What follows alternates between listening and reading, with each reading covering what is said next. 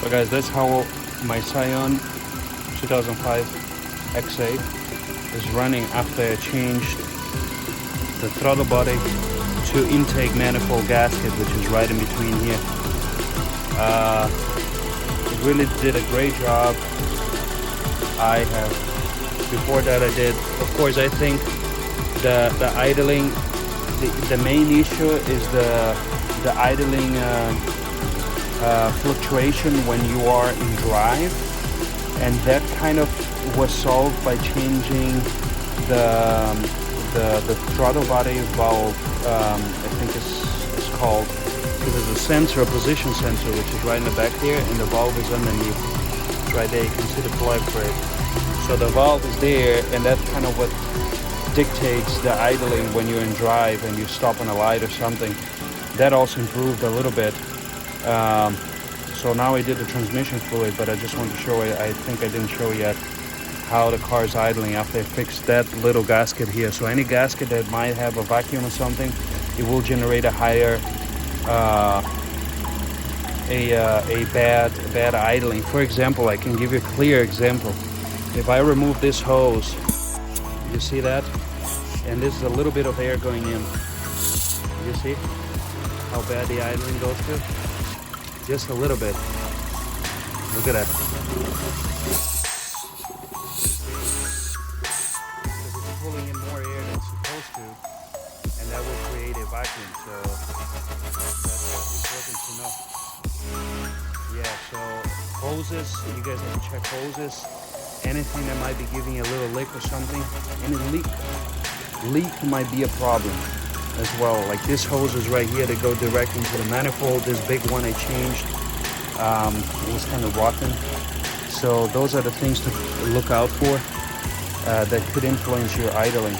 But overall, the car is idling very good now. So I just changed the oil the other day.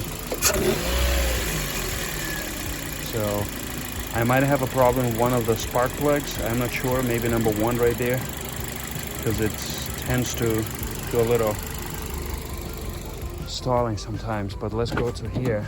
I'll show you what it looks like, the idling when I go. If anyone knows, anybody knows why my odometer, since I bought it, has been bogging, blinking like that. So I'm not really sure what the problem is. But anyways, doesn't interfere anything. So now this is a consistent idling that I have now. Now, if I put it in drive, this is what I get. You see a little shaking, even the camera shakes a little bit. I mean, it just feels like heavy. And I thought by changing the transmission fluid, that would probably help a little bit. But it almost, I don't know if I should think that. Maybe there's a torque converter issue, sensor, dirty, whatever it is, I'm not really sure. That might make this drag a little bit. But overall, the car is running very smooth compared to before. It's not like going up and down in idling as it used to, just by changing the gasket, in my opinion. And that one valve right below the throttle body, so the idling valve. So that dictates how much, you know, it's a little coolant that goes through there, and then the air and all that stuff. And while the car is in drive and you're stopped or something, it will dictate how the car idles, that valve. From what I understand, reading and studying this thing, since 2016 I've owned it and had this idling issue. But now it's idling much better. It just feels a little heavier. It's like not a rough idling right now, but it just is a little, that little squeaky. I think that's some panel that's loose. I have to find that where that's squeaky. But it's nothing to the engine, so a little squeaky. It can be somewhere in the front here, I'm not sure.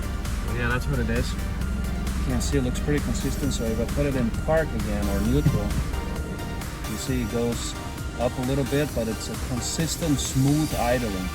Just by changing that one gasket at the end was my last choice, and I did that, and I have to admit it did improve by when it's in park or neutral. And then in drive, it improved as well a bunch, in the sense that I don't get that fluctuation in idling where I used to get. It used to go up and down, like between like the first like 500 or whatever 500 and 1,000.